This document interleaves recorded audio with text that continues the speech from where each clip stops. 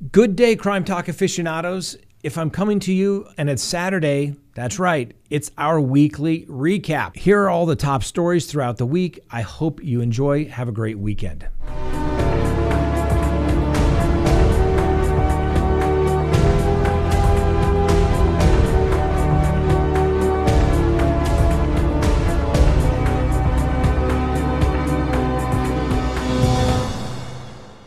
All right, first on the docket today, Mark Means is at it again. Do you recall that we were supposed to have a hearing that was set by Mark Means in the Lori Vallow matter on last week, July 1st?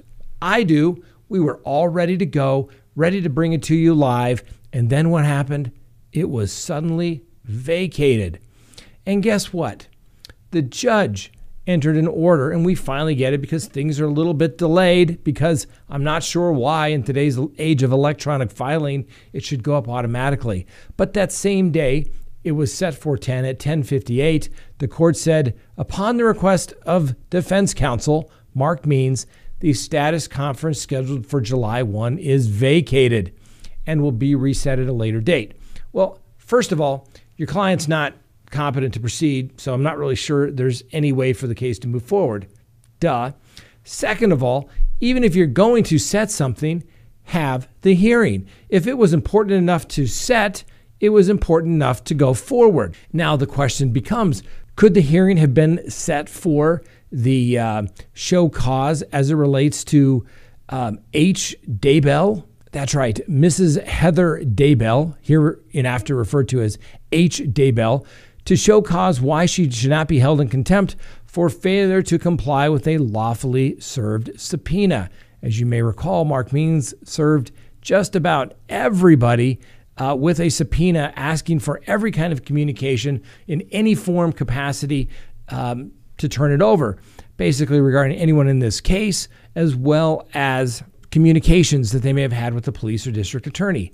Apparently, nobody's responding to Mr. Means' subpoenas and nobody is producing anything. Mark Means also served a very similar subpoena on behalf of Melanie Gibbs, and she has not complied either. So if it's important enough to go through all this trouble for a show cause, you should have your ducks in a row saying, let's get her served with the subpoena to show up at the hearing. You want to send them to jail, you would think you'd be ready to go to make them produce these documents. Or perhaps there are no documents and you've been notified of that, but yet you persist in doing this. We would hope that these individuals, Ms. Gibb and Ms. Vallow, would get an attorney and they could file a motion to quash and say, this is just unduly burdensome and it's really not related to the facts of this particular case, trying to get impeachment evidence. You can't subpoena documents. I know this sounds weird, but you've heard of you can't go on a fishing expedition. You can only subpoena documents that you know exist. You can't go after documents, say, produce everything that may be out there, only if you know that they exist. Otherwise, it's a fishing expedition and sanctions could be imposed against you. Now, Mark Means also filed a motion to transfer trial. Now, in any jurisdiction where I filed this would not be sufficient in which to get a hearing. It just simply says a fair trial cannot be had, and this is in violation of the 6th and 14th Amendment to the United States Constitution, as well as the applicable constitutional provisions in Idaho. And then he says there'll be further evidence and file a brief later on. Really? This was kind of your chance to do that. That was filed on June 28th. When you are moving for a change of venue because you cannot receive a fair trial, it is the person asking for the change of venue to have the burden to go forward with the evidence. And here, there's been nothing presented. A judge could easily argue, and I'm sure the prosecution may argue, that there's been no evidence to even get forward here to have a hearing, because blanket statements that there is some sort of inability to obtain a fair and impartial jury is not enough to carry the day. So yes, that's right. Once again, Mark Means is at it again. Get straight to the docket today. Breaking news. The Maricopa County Attorney's Office has reviewed the affidavit for an arrest warrant for Chad Daybell regarding conspiracy to commit first-degree murder charges regarding the death of Charles Vallow. The prosecutor's office decided to decline prosecution due to, quote, no reasonable likelihood of conviction. What does that mean?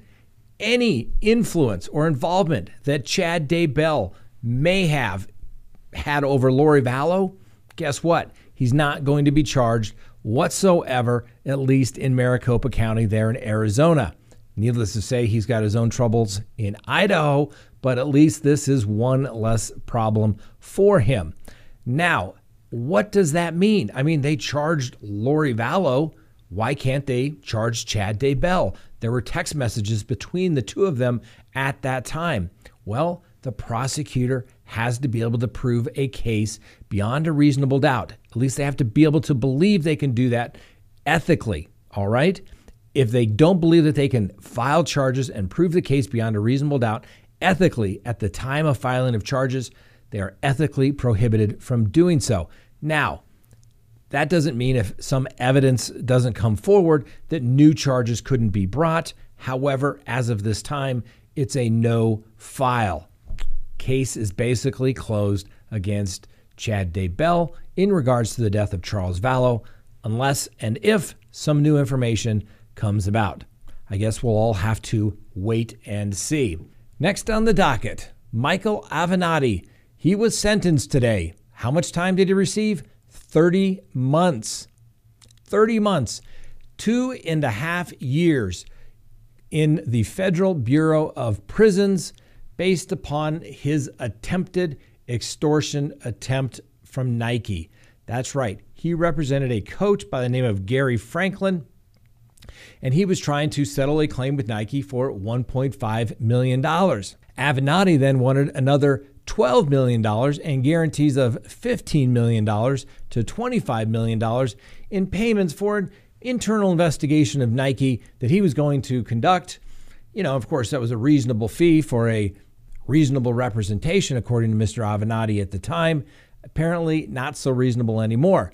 And Nike thought it was a shakedown. So what did they do? That's right. They called the United States Attorney's Office, got Mr. Avenatti to repeat himself and his threat of pay me or I will go to the media and spread information about Nike.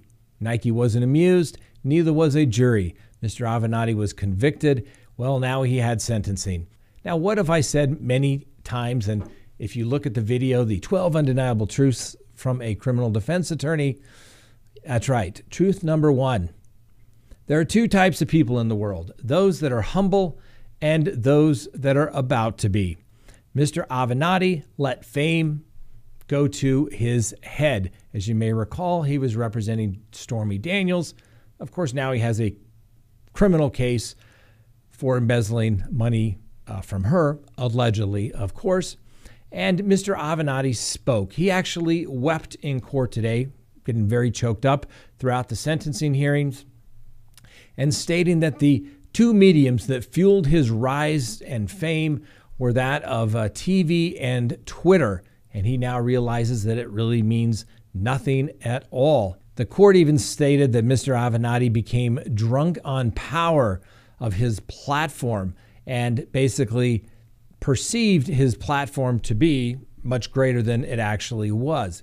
And Mr. Avenatti stated that he betrayed his own values, his friends, his families, and himself, and that he and he alone has destroyed not only his career, but his relationships and his life. And unfortunately, that is true. He should have just been humbled, represent the client that was before him, and represent the client's best interest, and not try to make a fee for consulting for Nike on his own. That's what got him in trouble. So 2.5 years in custody for this extortion attempt. Frankly, it's a little light considering the government wanted 14 years, and he and Mr. Avenatti was simply asking for probation. Well, Mr. Avenatti still has two other cases. He faces a criminal trial regarding the theft of some $300,000 from a book advance that he got for Stormy Daniels and then used it for himself. And then he has a criminal tax case along with a criminal tax case in California for taking money from his clients. The most important things that they teach you in school regarding ethics is one, don't sleep with your clients. Always a no-no. Second, don't steal your client's money. That will, in fact, get you disbarred. And third, always communicate with your clients. Now, it looks like Mr. Avenatti didn't do well on 2 of the 3, didn't communicate, and he stole their money. So, needless to say, 2 out of 3, he is going to lose his law license for sure.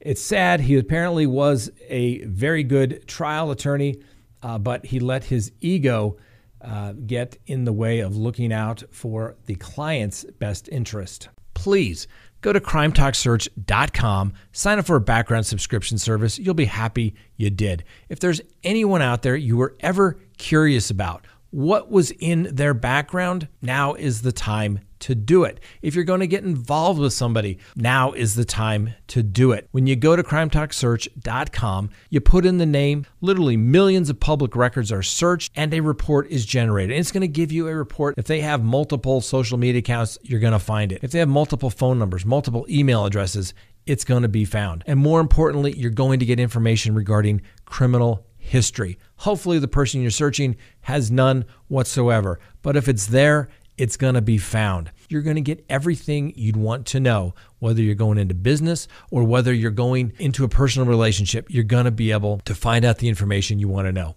So go to CrimeTalkSearch.com, sign up today. You'll be happy you did. Next on the docket, finally, something good where someone has been kidnapped and they have been recovered safely. I'm sure this young girl, only 6, will be traumatized for a long, long time. Let's hope that she gets the help that she deserves and needs.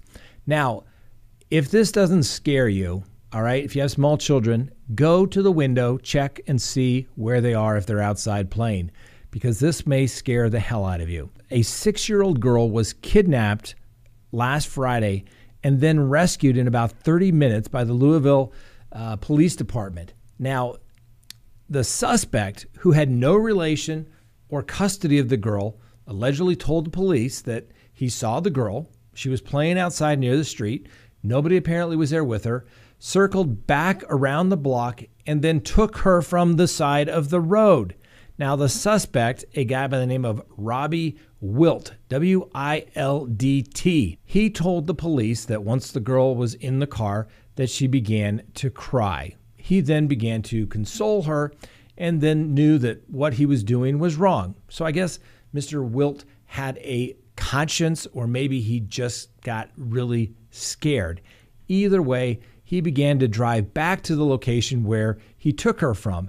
Now, why did he say he was taking her back?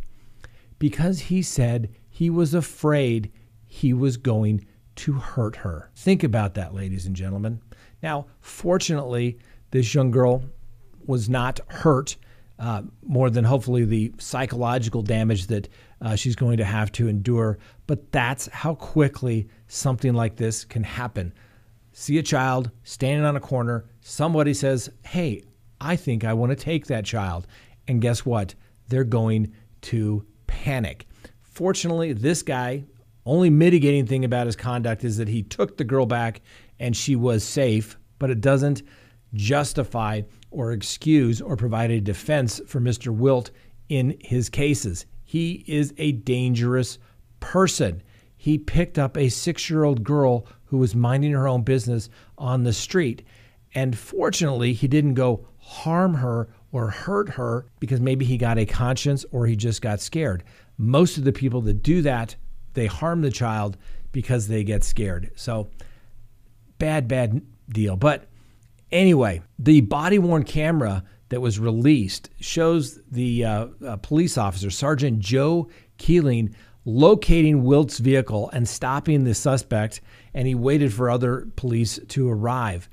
Then Officer Jason Burba's body-worn camera footage shows Burba opening the passenger door of the suspect's car to find the young girl in there. And what's she doing? She's crying because she's scared to death that somebody other than her parents or family members picked her up off the street corner. And her first words when she was taken from the car was, she wants her daddy. Mr. Wilt did make some additional statements stating that he knew what he was doing was wrong and he felt bad about the entire situation. Well, needless to say, he's charged with kidnapping a minor, and he's been booked into the Louisville Metro Corrections Center awaiting his first appearance. His bond was set at $1 million. Sounds about appropriate for somebody that likes to kidnap small children, minding their own business, playing in their own yard. Ladies and gentlemen, you just can't make this stuff up. I'm telling you, you just can't make this stuff up. And fortunately, that story turned out better than what we oftentimes have to talk about on this show. But God, that's got to scare each and every one of you out there, particularly if you have children. It's just a scary, scary thing. And it can happen just like that. All right. Hope you all had a great week. It was a short week with the 4th of July holiday. We will see you next week here on Crime Talk. Have a great weekend.